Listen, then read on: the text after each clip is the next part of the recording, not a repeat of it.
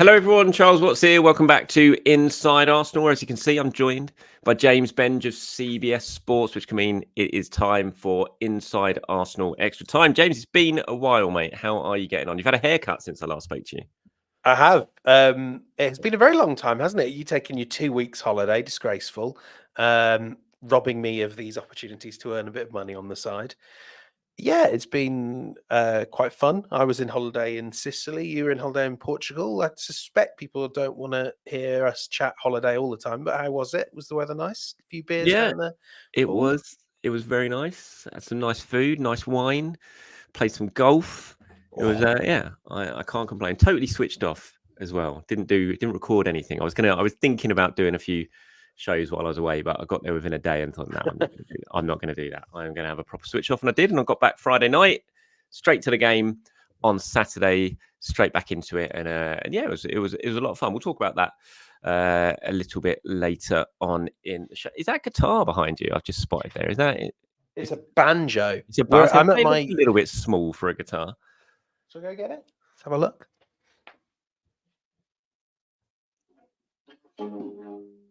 Are you going to give us a? Are you going to give us a chink? Can you actually play it? No, it's not mine. Oh.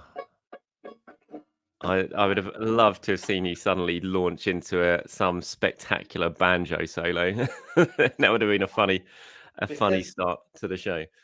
Because I take my job seriously, Charles. I'm up in the Midlands at my mum's house a few days before the game at Villa Park. I mean, I've told them it's obviously to catch up with family, but it's not. It's to get my buzz on for it's always one of the most fun games of the season.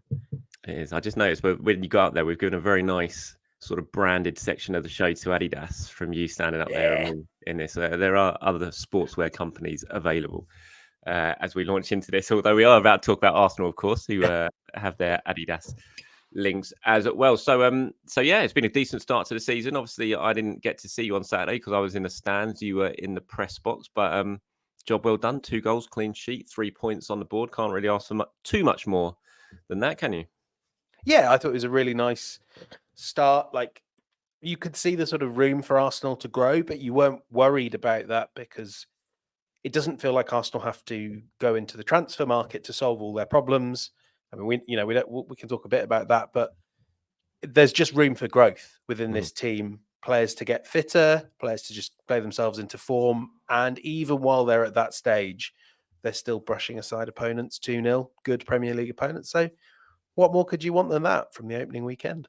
No, there's a lot of continuity about it as well, wasn't it? When you sort of go back to this time last season, and it was like, oh, what's going on? You know, obviously you got Thomas Partey playing at right back, Gabriel was outside, you had Kai Havertz trying to fit in that left 8 role, and maybe that contributed to Arsenal's sort of struggle to get going really through the first few months of the season. But this season, it certainly looks like, you know, there's a lot of continuity, and why not? Given they won 16 in the last 18 games last season, and I think when you got these tough trips, which we'll talk about, of course, Villa coming up this weekend, then you got City, City and Spurs coming up. Then you don't want to be changing too much, do you? You want to sort of keep with what's working, and what Arsenal have got right now is working. And like you said, I came away from that game really, really happy. I know there were some people who are a bit sort of negative towards the performance in the second half, but look, you're not going to hit the ground running straight away and look at your very, very best. And from what I saw from Arsenal, I came away from that game very, very happy. The sun was shining. A few beers before the game, and yeah,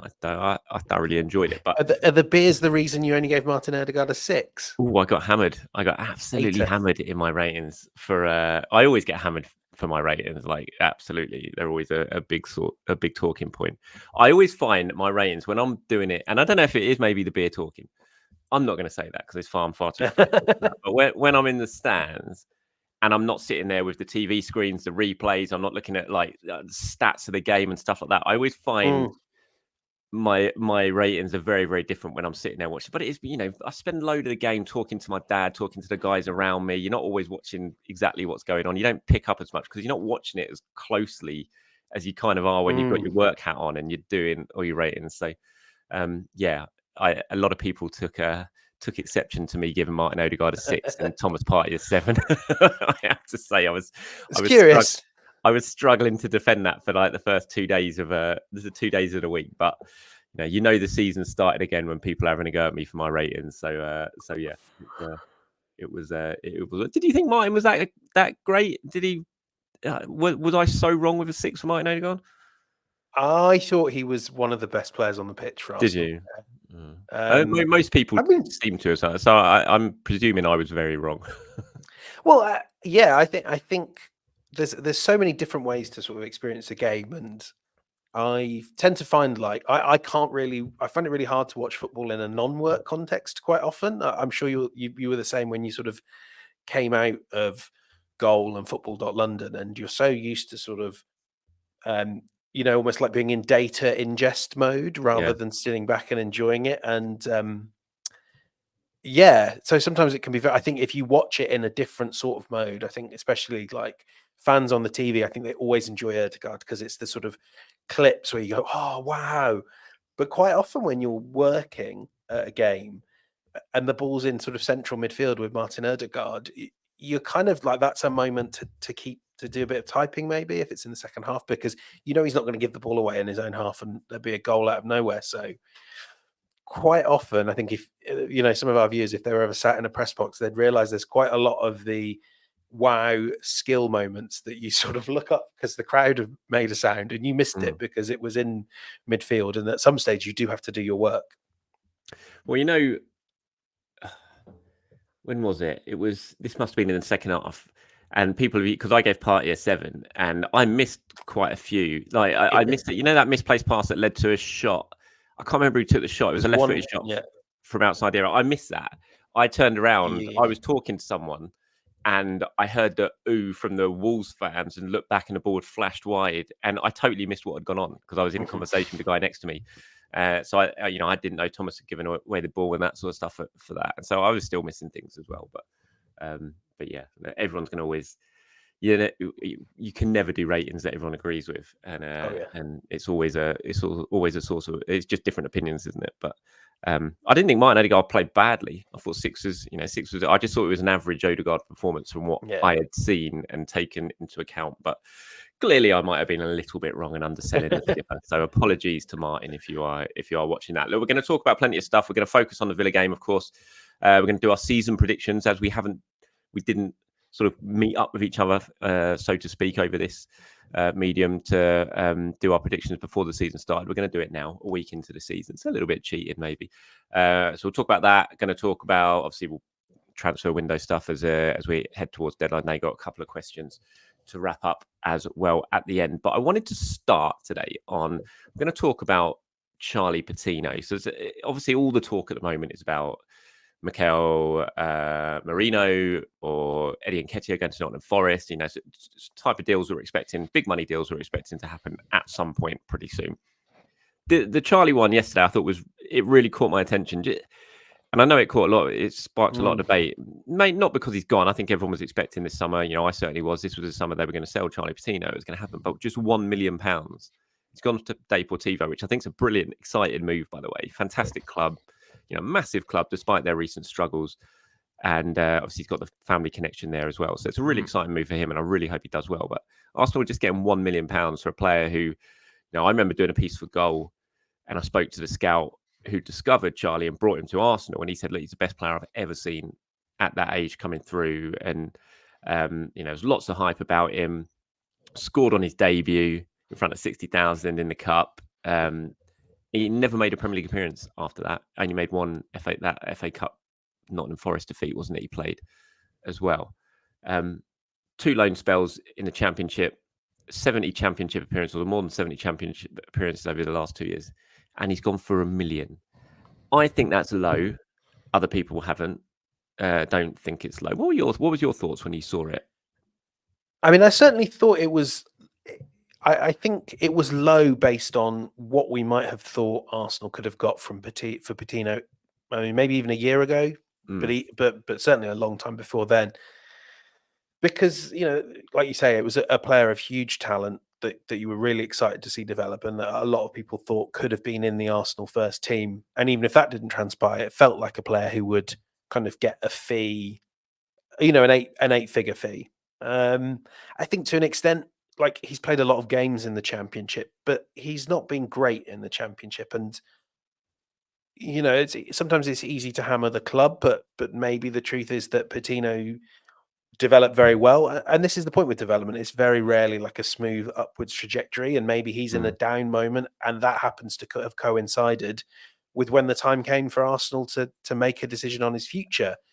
I think to an extent, you could make better loan move decisions for him. I think looking at his style, was the Championship really the right place for him? He's a bit smaller and more technically adept.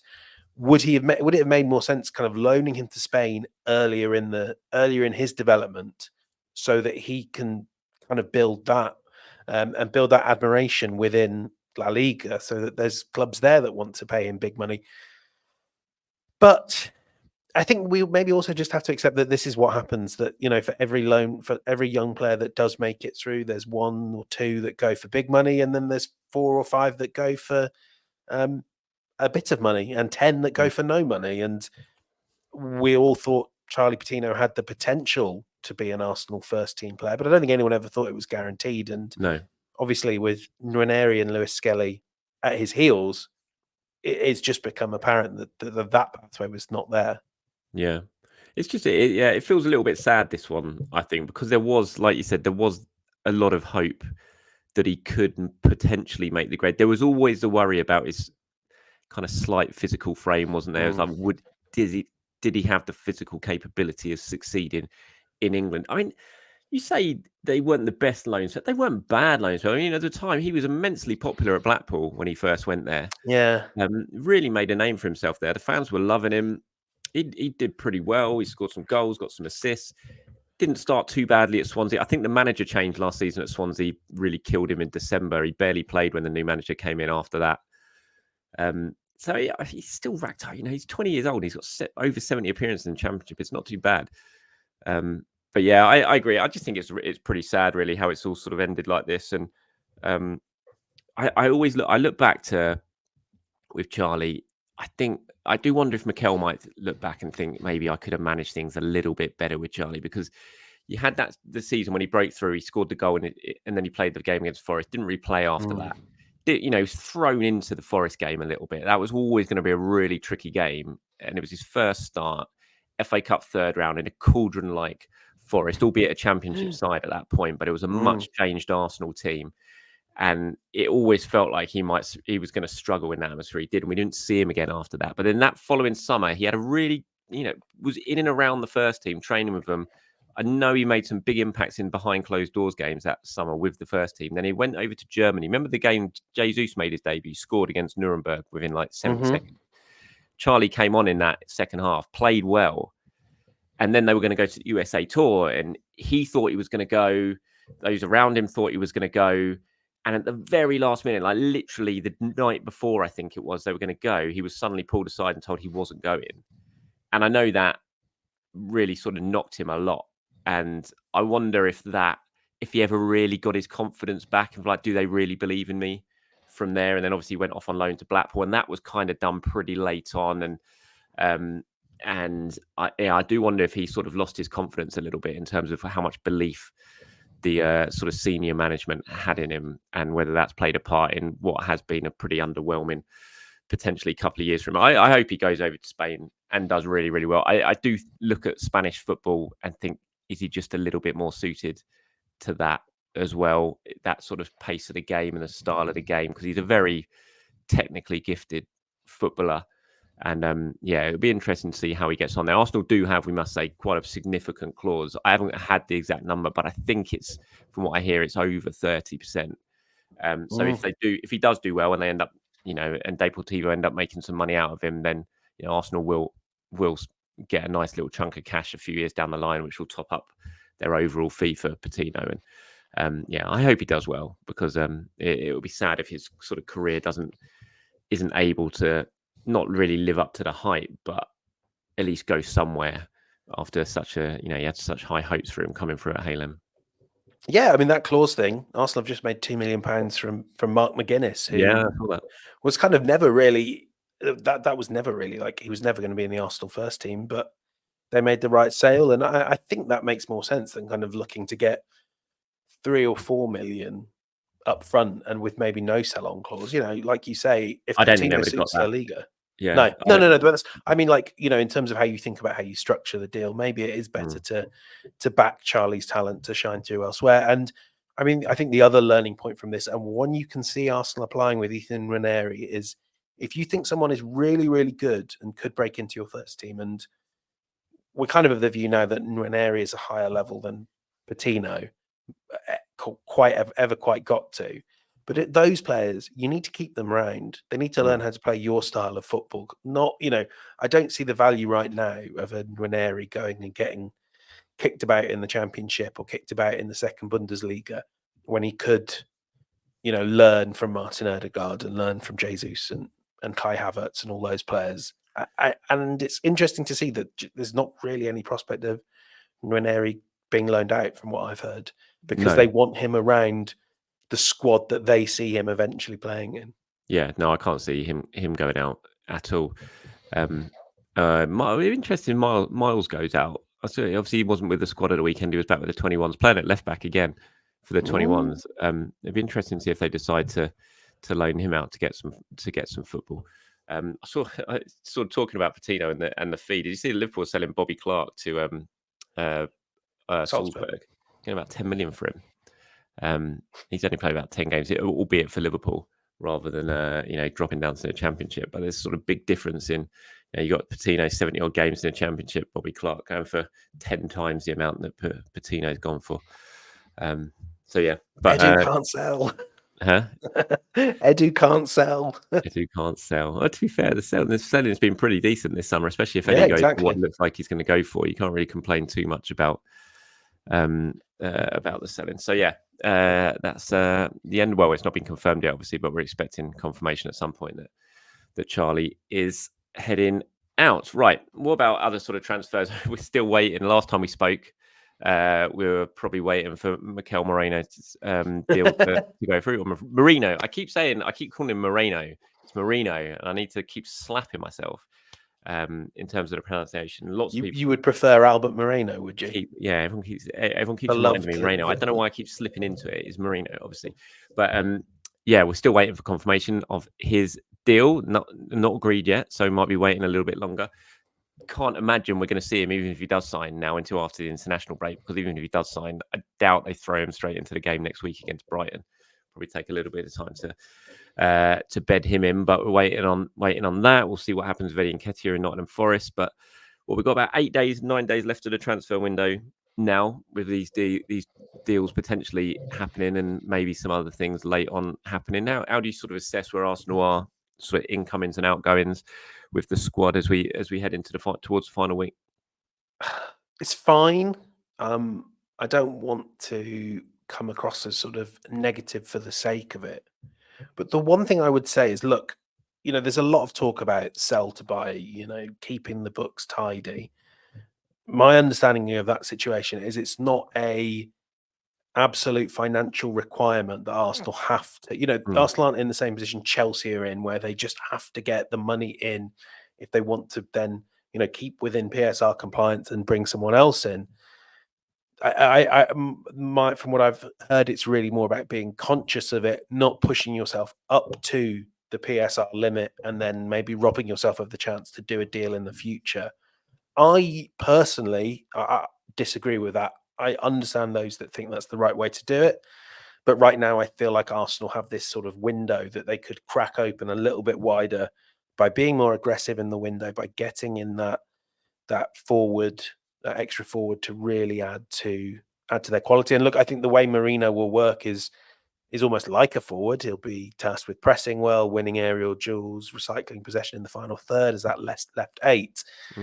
But yeah, I worry that Arsenal will sort of feel like their window has closed a little bit come the end of, or not that their window has closed, that they didn't open it in the way they might have.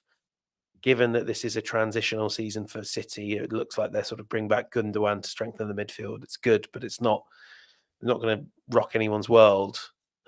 It's very good, I should say. It feels like this is a moment, and I worry that Arsenal might let it slip. I might be in the minority there, but that's kind of where my head's at.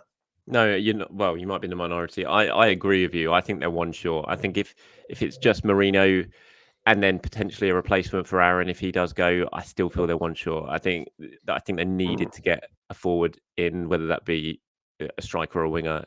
I think they I think they're definitely an attacker short, especially when you think they've sold Eddie. Well, looks like they're going to sell Eddie as long as that goes through, and they've sold Emil. Yes, they didn't play that many minutes between them last season, but they're still two attacking players that have gone out of the club, two attacking options you had within the squad that you've let go. We don't even know what's going to happen with if there might be a late move for Reece Nelson as well. So I think they're one short going forward, and I'll be a little bit disappointed. I have to say, I don't think it's a disaster if they don't sign anyone. I still think they can easily, well, not easily, but I think they can still compete for the league title if they do just go with what they've got. But I would have preferred them to have gone with one more forward, and look, that might still happen. There's still plenty of time left in the window, and I don't think Arsenal are ruling out the possibility of signing a forward. I've always been told that a forward is on the agenda this summer, and so I don't think that's necessarily finished. I need to watch what I say here because I was doing my show with Team News and Ticks earlier, and we were just chatting about Nico Williams, and I was saying, that obviously they like Williams. We know that it's not a secret. It's been reported widely, and so who knows? He's got a release clause. That could be something that they look to do. And I wasn't saying they were going to do it, and now all of a sudden it's all over Twitter that just in from Charles Watts, and it's all me saying about Nico Williams, which wasn't what I was saying at all. It was just a wider conversation. So if anyone's listening, please don't do that. But that is the sort of option, isn't it? Who first he would need to want to sign for Arsenal in the first place, but and they would need some green light for that to happen. But there are those sort of release clause options which you could do late on in the window and surprise everyone. And if they were to do something like that, I just think they give themselves so much of a better opportunity of going on and winning this title this season, because I just feel they're potentially one short. And it'd be such a shame if they just, as we sort of progress through the season, if it becomes very, very apparent that they're probably going to have left themselves a little bit short and they could have maybe done a bit more in the transfer window. Exactly. Sorry, I got a little bit distracted just as we were recording. That's a few reports coming out from San Sebastian and the Spanish media that a fee may have been agreed. We shall see. I was literally, while you were talking, looking at the exact same thing before that as well. I saw Romano tweeting a picture of a pen and above Mikel Merino. So what can I safely say about that? We may well be getting there may well be some news by the time we finish recording this. Or indeed, someone might just be continually tweeting about something, because then you always have a tweet that says you were right. Yeah, somewhere you'll find it and quote tweet it. We can but speculate. Yeah, but look, I think we're all expecting Merino to be done. This was always kind of the week that it looked like it was going to happen, but it's just more that attacking player. I still feel they're short in that regard, and it'd be a shame if it didn't happen. What do you think about the Eddie stuff? 30 million, good deal. Great deal, really good deal for Eddie as well. Yeah, I think so. I think he'd do well there. Forest, although I agree with you. Like, I think he will do. We probably do well there, but if I was Nuno, I would be sort of looking at Awani and sort of using him more. If I don't know if he sort of gets in the 11 if you're playing one up top, because Chris Wood's been very useful for them as well. But I think that's not really an Arsenal problem, is it? If a team wants to come in at the 30 million mark for Eddie Nketiah, that's a great deal. Go and look at that FA Youth Cup squad from Freddie Ljungberg's season in charge of the 21s or whatever it was, and look how much money Arsenal have raked in from that. One of the great academy classes from any club in recent memory. Good deal, Freddie. Really did make a huge amount of money from that crop of players, didn't they? When you look at it, and that's before you even sort of add what Bukayo Saka is now worth and stuff into that mix as well. It's incredible how much that team has generated. I think it's a good deal. I think it'll do really well for them as well. I honestly, you just mentioning the name Chris Wood, I just get angry. Yeah. I just think back to those misses against Manchester City. It's like I saw him. He scored the other day on the opening day, didn't he? Mm-hmm. And I just looked at it. I was just like, how did you miss 3 open goals against Manchester City? Can you not stick one of them away? Every time I watch him now, hear his name. But what didn't he score for Forest the year before against City? Not sure. Can't remember. That was the day we were at Villa Park. Oh, of course he did. It Got the was the equaliser. last Yeah. points that City dropped. Yeah. He got the late equaliser in that game, didn't he? He's done Arsenal enough favours. Well, not really. Not really. He undid all his good work by missing about 0 for 5,000 that, open goals last season against them in the game. I was watching that at the Spurs after Arsenal beating Spurs 3-2, and we were watching it in the press room. And then I'd walked out after about the 4th open goal miss. I'd had enough. Had enough at that point. It was quite. You talked about Aston Villa there. Obviously, that game is coming up now for Arsenal this weekend. Really big game on the back of both sides. Actually, I thought Villa were good against West Ham. I didn't see the whole game, but the sort of extended highlights that I saw could have been out of sight after sort of half an hour of that game. Let West Ham back into it, but then Duran scored the winner. So yeah, big game. Revenge on Arsenal's mind. You think back-to-back defeats against Villa, home and away last season. Mikel versus Unai. I've seen so much conversation about who's the better manager between Mikel and Unai. I wonder, if they're both managing Arsenal and Villa in 8 years' time, I wonder if there'll still be that debate before every time they play against each other. If there'll still be the debate, who's the better manager, Mikel or Arsenal? Or did Arsenal make a mistake in sacking Unai Emery? It's like, no, they didn't make a mistake. Emery's a fantastic manager. He's doing brilliant things at Aston Villa, but Arsenal didn't make a mistake in sacking him. It was the right decision. It was absolutely the right decision to sack him. The mistake was not sacking him earlier. Exactly. The results were terrible. The football was worse. The stadium was half empty. They'd lost the changing room. They just had to sack him. And it was the right decision. It was the right decision to appoint Arteta. Villa made the right decision to appoint Emery. Both clubs are now reaping the benefit of having two fantastic managers working for them. And that's it. We don't need to have this conversation every time they play each other again about who is the better manager. But it's a big game for Arsenal. It's a big game for Villa as well. But it's a big game on the back of those 2 defeats last season. We know that Arsenal used defeats and sort of revenge missions to their advantage in recent season. Arteta loves to sort of remind his players of that. I'm sure he'll be doing that ahead of this weekend's game. But it is a big game, isn't it? Because of what happened last season. Huge. And I think that revenge will be particularly strongly felt for these 2 games, because these are 0 points where Arsenal should have got 6.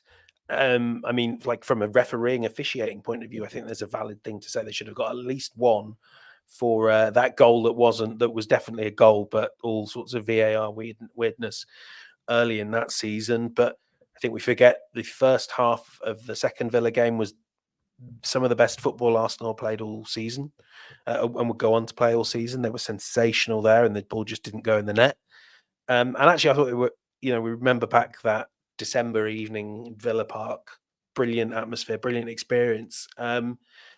And as good as Villa were at that stage of that season, and Arsenal were better, they just incapable of navigating a basic offside trap. One of those sort of really weirdly off games for Martinelli. But also almost like everyone was a bit like, why are they like 5 yards inside their own half? So I think there will be a real strong sense of, let's go and show this team how much better we are than them.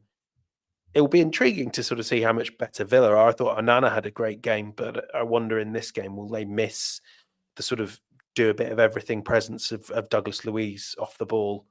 I'm quietly confident that Arsenal will go there and really assert themselves.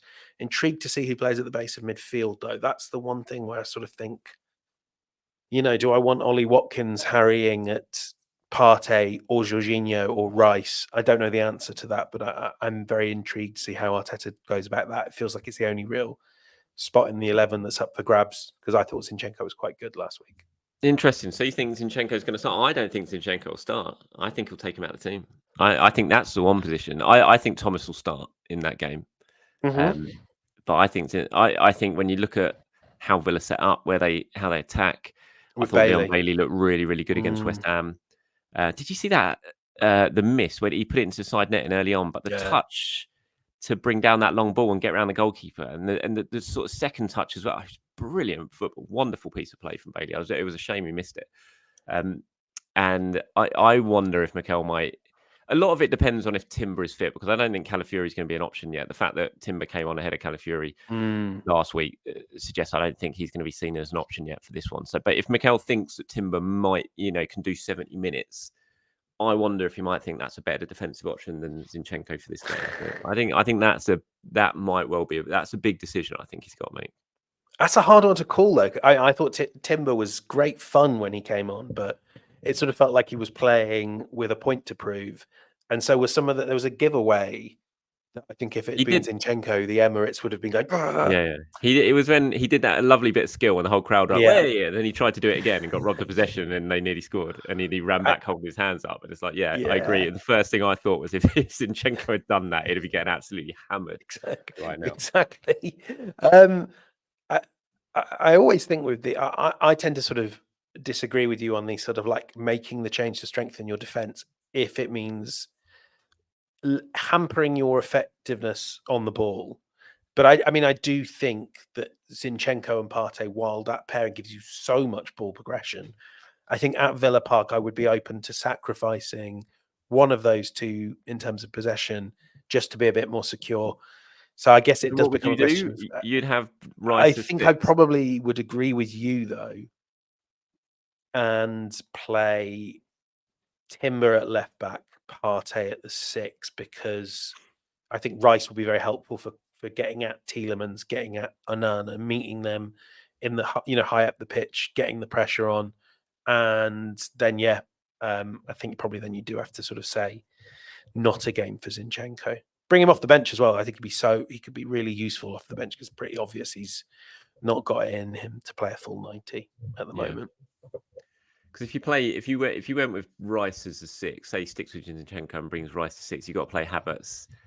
Probably then move Havertz out of the striker role, don't you? And play him with the 8 and Jesus up front, which he's inclined to do and he's done it before. But both those games that Arsenal lost last season, that was how Arsenal played, didn't they? He brought Jesus in for the game at the Emirates and Havertz dropped back to 8 and they lost that game.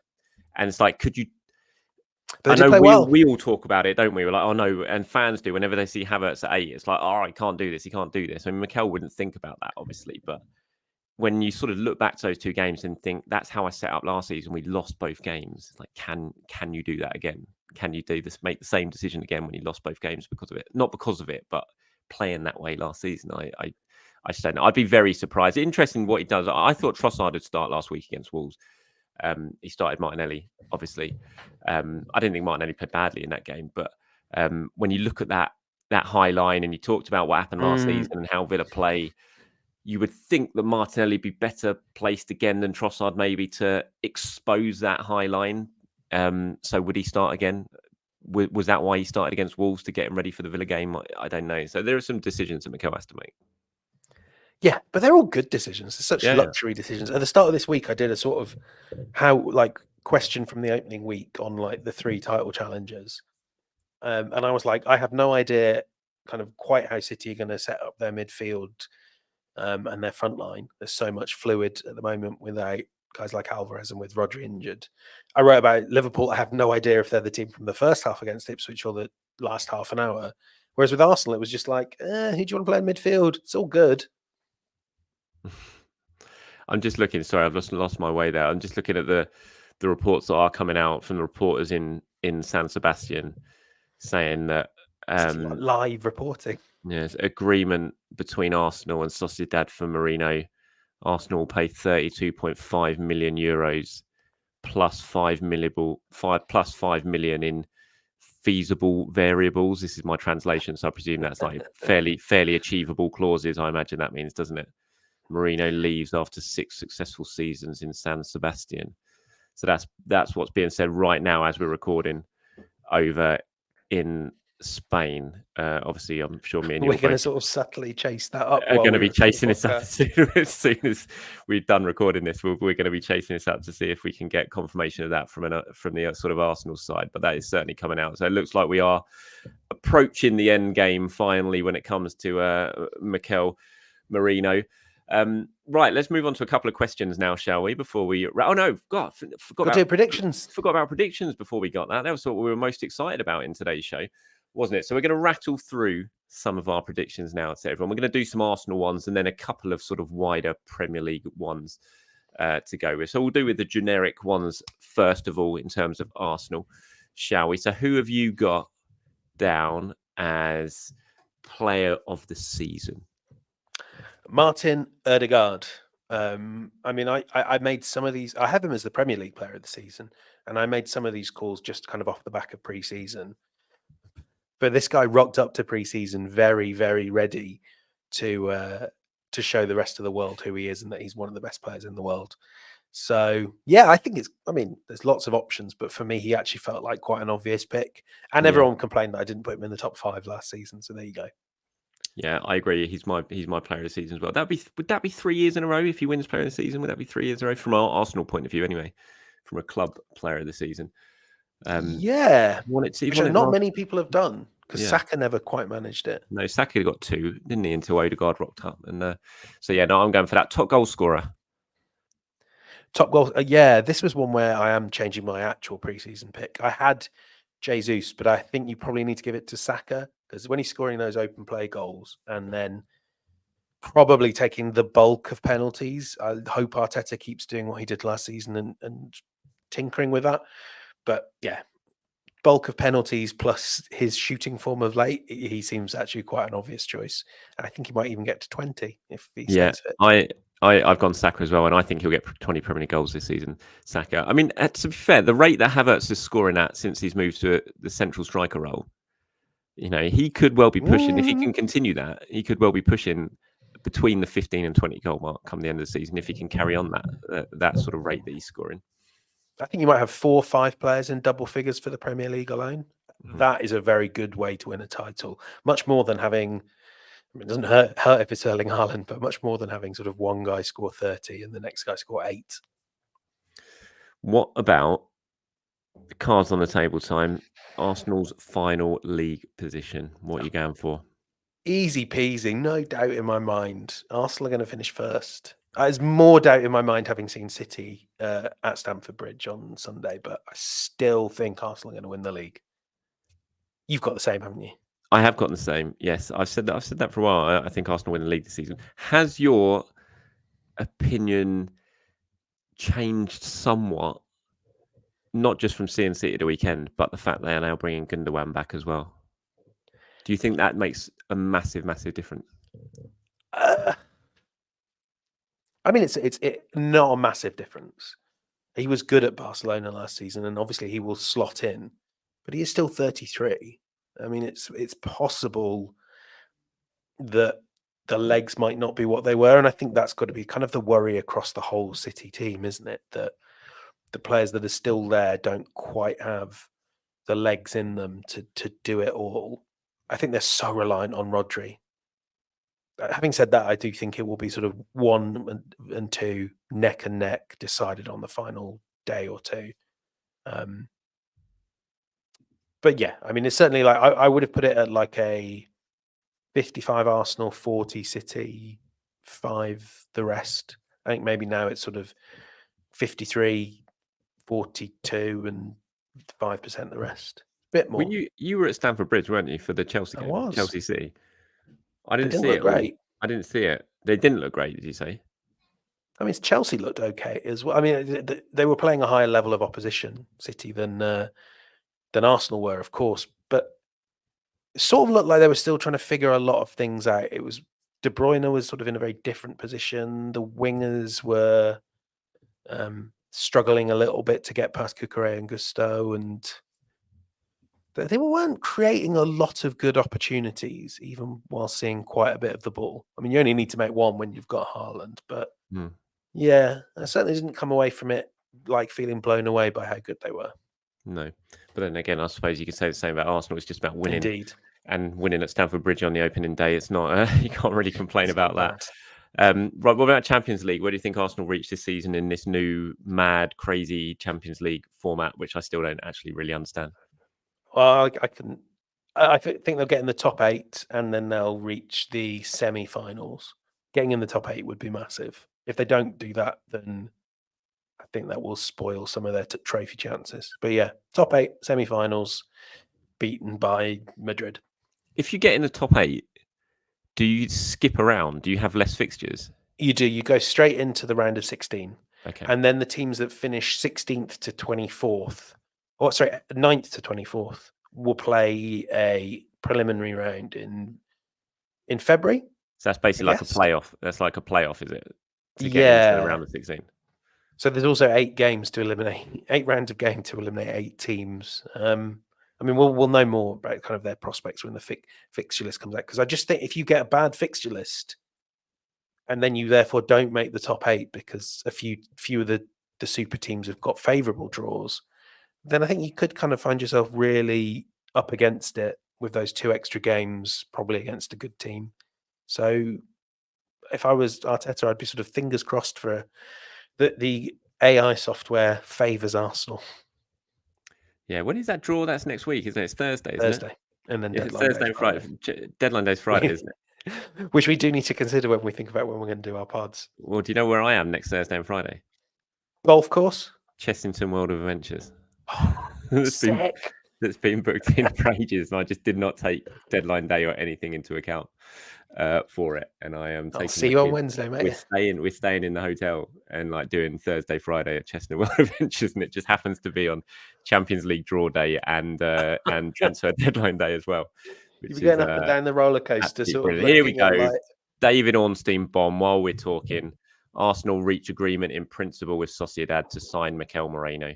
33.5 million plus 5 million add-ons. So those reports coming out of Spain were correct. Personal terms already done, or obviously we already know that, to join on 4-year contract with an option of a 5th, and that option is in the club's favour. So yeah, Mikel Merino on his way to Arsenal finally, and also some other reports in Spain are that he could even be travelling tonight to do his medical. Now he's just awaiting clearance from Sociedad to be able to make that journey. So yeah, Mikel Merino is Merino.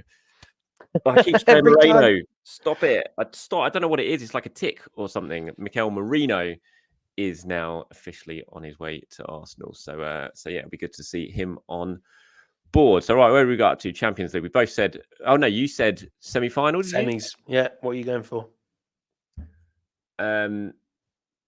I am going for quarterfinals again.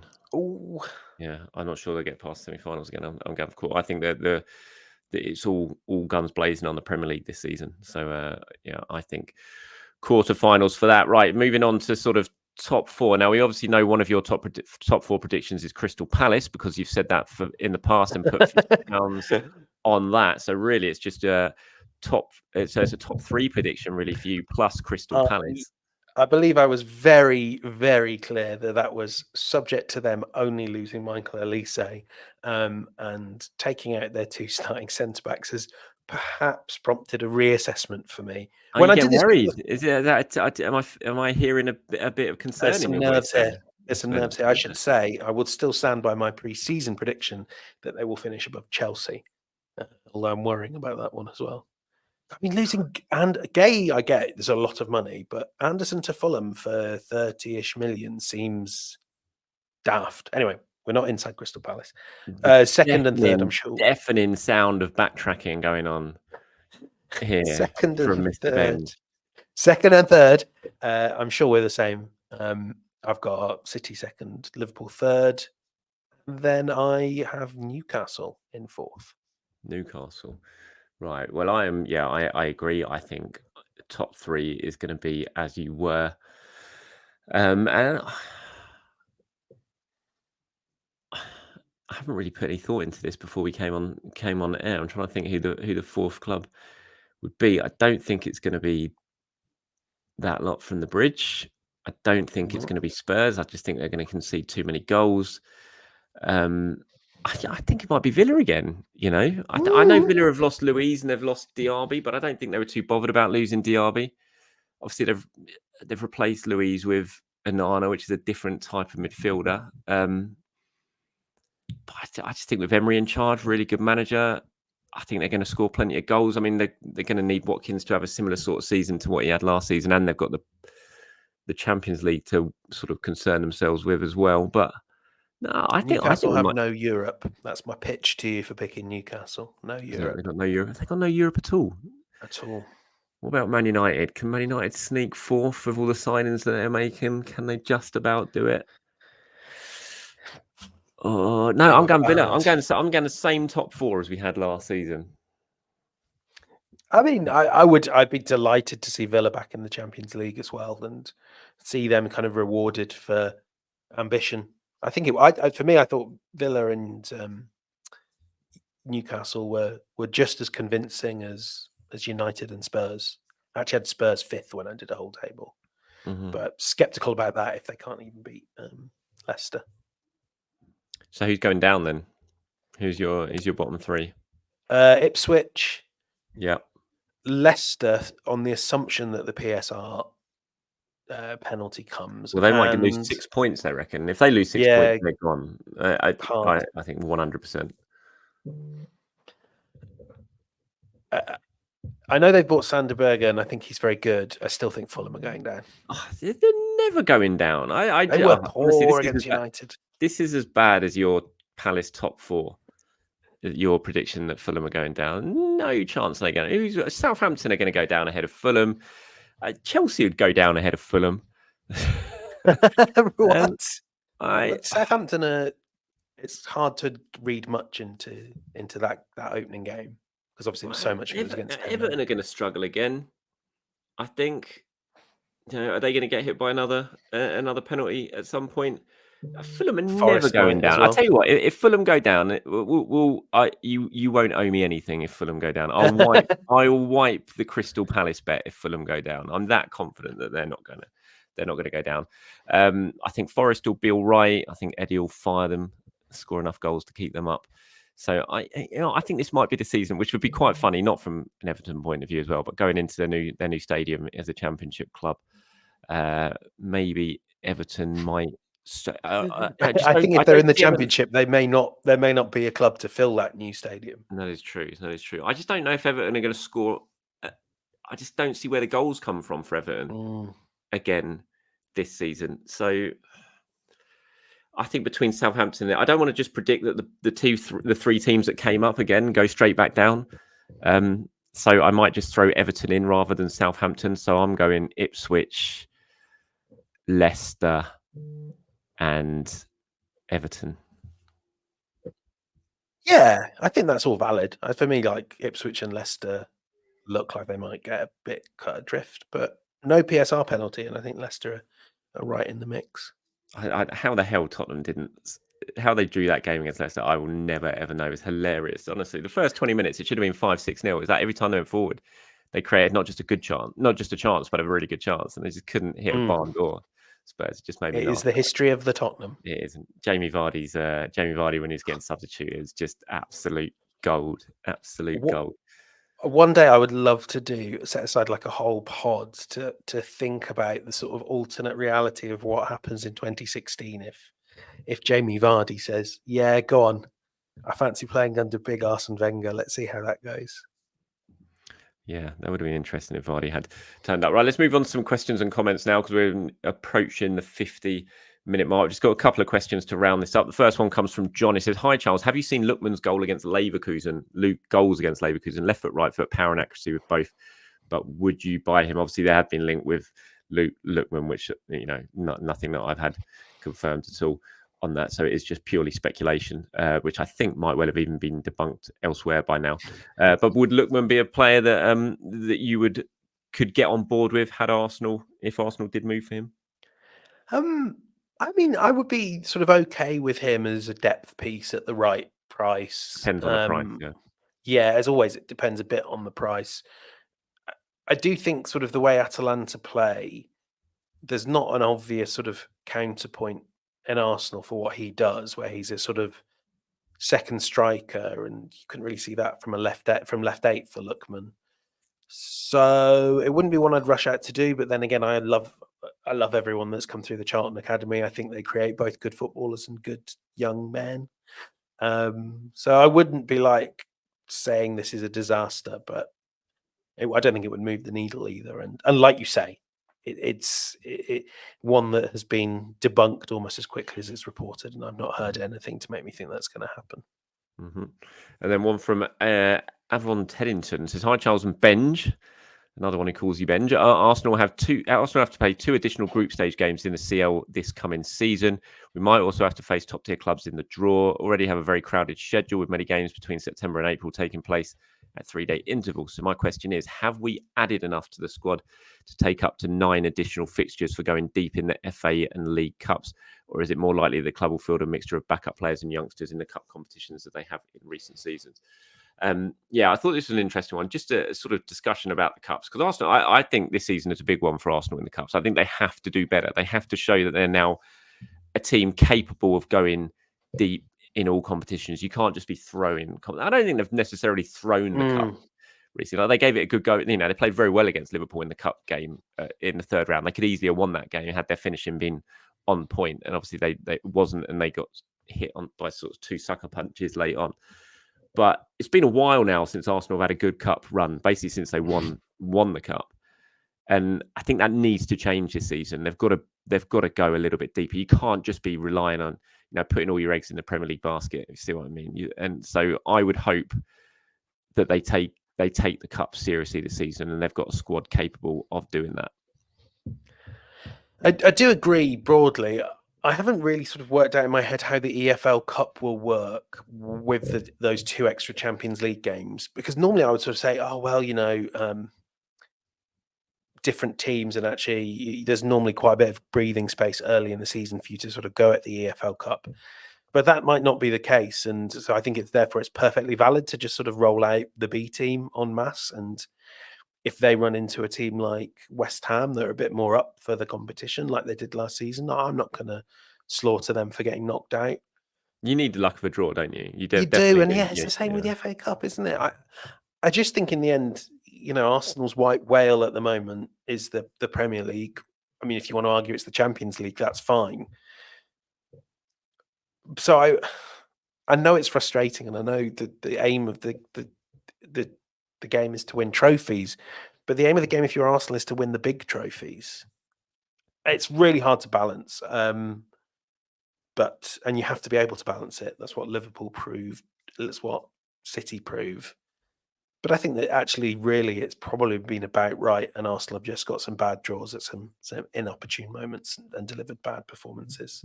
Yeah.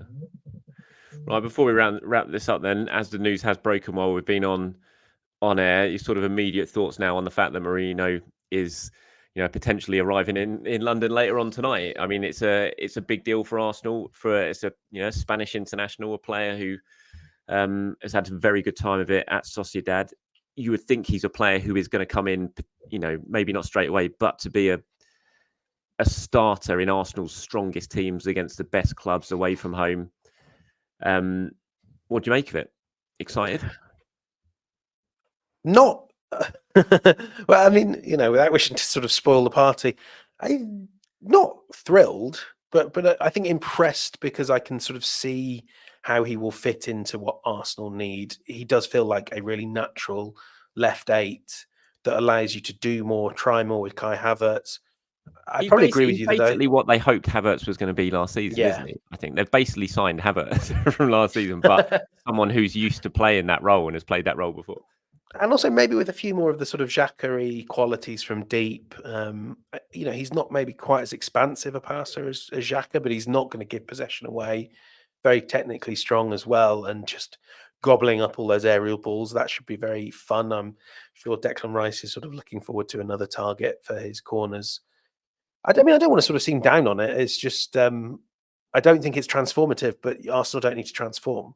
So I think it's a good signing that will be, like you say, be either the third man in midfield or the first man off the bench to add to the midfield. So positive signs, does everything, like you said, that Arsenal would want from a left 8. So quick, easy fit. And I guess now, contrary to what we were saying half an hour ago, maybe you could imagine him sort of coming off the bench against Brighton and getting some minutes in, and then he can really hit the ground running in, I was going to say in the international break, but presumably he'll be with Spain. So actually quite good to get it done before the international break so that he can get a little bit acclimatized. And when he comes back from the Spanish national team, he's not like, right, where's my locker? All that stuff. Yeah. When you say it's not transformative, I mean, it is in a way, just because you would think that it means that Declan Rice is now going to be Arsenal's number 6 in those games, which, for the second half of the season, he really hasn't been. And so in a way it is, because then we're kind of going back to what the plan was at the start of last season, weren't we? That got thrown out because Havertz didn't really work as a left 8, and suddenly he did work as a central striker. So they had to change that. Then they had to fill that left 8 role with someone else. It was Declan Rice who moved further forward for the majority of the game. So it does transform things a little bit, I would say. Only if we definitely assume that Merino starts over Partey and Jorginho. I guess. I think he thought does. Declan Rice has been really good as a left 8. So do I. Better than he's been So as do a I. 6. But I don't think Merino is coming in to be a squad player at his age for the money that Arsenal are paying for him. I think he's coming in to start. Again, maybe not straight away. He'll be allowed time to bed in and adjust. But I think he's being signed as a more often than not a starter, especially in those big games. So you think if Arsenal were going, I nearly said Old Trafford, big games. If Arsenal were going to the Etihad, when Arsenal go to the Etihad, you think the midfield will be Rice at the Not base? necessarily, because that's virtually straight after the win. Is that the first? Yeah, let's say it's December. I think he needs a month, 6 weeks, whatever, until Mikel's really happy that he's settled and has learned how the team plays and all that. But I think as the season progresses, he's obviously coming in as with a long-term view of being that guy in the big games, I think. So you think sort of at Anfield on May the 10th, if everyone's fit, it'll be a midfield three of Rice, Merino, and Ødegaard. If he's played well by that point, May. Yeah, I know, but I know what you mean. But yeah, I think that's clearly the plan. I would say that the plan is Rice, Ødegaard, Merino. I would say. I think you're probably right. In many ways, I think the most exciting bit is that it can be Rice, Merino, Ødegaard. It could be exactly Partey, Rice. There's so many ways of doing it. So many options. And that's the challenge for Arteta. Is he said all summer long that that's what he wants from his team. Yeah. I want to see him prove that that's real, because I think sometimes he's had options that he's not used. And I hope that sort of getting this doesn't mean that it comes to March and one of those three gets injured, and you're sort of looking at Jorginho and or Partey, and they've not played any minutes, and you don't feel ready to chuck them in. I can't imagine that's the case, because but that's just me being grumpy. There'll be lots. I think there's lots of times when you can take Merino out for games, and you can play your Partey or Jorginho. You can move Rice back to that position. So yeah, it just gives him so many options, I think. But I would say in those big games where you're playing potentially what you think is your strongest 11, if he comes in and is a success, that will be the midfield three for that game. So yeah, interesting one. It's been a good show. We've had breaking transfer news coming during it, which we've had to jump on, which has been a lot of fun, and it'll be interesting to see what happens in the next 24 hours. Mikel's speaking 9:30 tomorrow at Colney. So we'll get the latest from him, although he will no doubt say I can't talk about players that aren't Arsenal players, even though Marino's probably going to be at London Colney at the exact same time. But yeah, hopefully that will be wrapped up very, very swiftly. And I wonder what number he'll get. 14. 14. What's floating around? 10's available. Oh yeah, imagine that. That would be as bad as Gallas almost. I mean, people should know Football.London used to do huge numbers. Not just when he gets the shirt number's available to him. Yeah. I suppose 10 isn't out of the realms of possibility for the position that he plays. Actually, I'm not sure. He doesn't feel like he's obviously not a number 10, but it wouldn't be. I said it'd be as bad as Gallas. It wouldn't quite be as bad as Gallas. No, give it Ødegaard. Yeah, no, I want to keep Ødegaard as 8. I'd be a bit worried that he sort of give Ødegaard 10. It might like curse him or something. So I'd be sticking with 8 for Ødegaard for now. But look, it's been floating around. Sorry, we need to get this. We need to answer this before we let the viewers go. I was just looking, but I couldn't. It was too tough to work out on the fly for me, because I'm looking at the numbers in the squad now. We've got 1, 2, 3, 4. There's 5, 6. Who's 7? He's 7. Saka. 8, 9. So yeah, 10's free. 11 is Martinelli, obviously. 12's Timber. 13. Did someone take 13 recently? No, you don't want 13 though, do you? No, you don't really want 13. Screams backup goalkeeper. 14 is going to come clear. 15's Kivior. That might become available fairly soon. 16 is free. There's no great standout numbers there. What did Zinchenko just give up to take 17? 35. 35. So it might be something like that. But Maybe he'll take 13. Maybe he doesn't care about that. Maybe he'll go for 13. Give him the oft contested number 34 shirt. Yeah. Right. We are going to cut this now because here we are right on the hour. I think it's the longest show we've done for a fair while, mate. But it's been a pleasure. Been good to be back doing it once again. We will do one next week. I'll do it before I head up and queue on the Vampire Rise. So we'll get that done. And yeah, enjoy it. You're going to Villa. I'm not there this Saturday. Michelle's working on Saturday and had it booked in for ages, so I've got the kids on Saturday. I'll be in the press box for the Brighton game, so I will see you then. I imagine you're going to be there at Brighton. That's the wife's birthday, so no game that weekend. I won't be with you in the press box. I shall see you sometime in October, I guess, or whatever, late September. After the international break. All right, mate. Have a good one. I'll catch up with you soon. See you soon. Bye-bye. Bye-bye.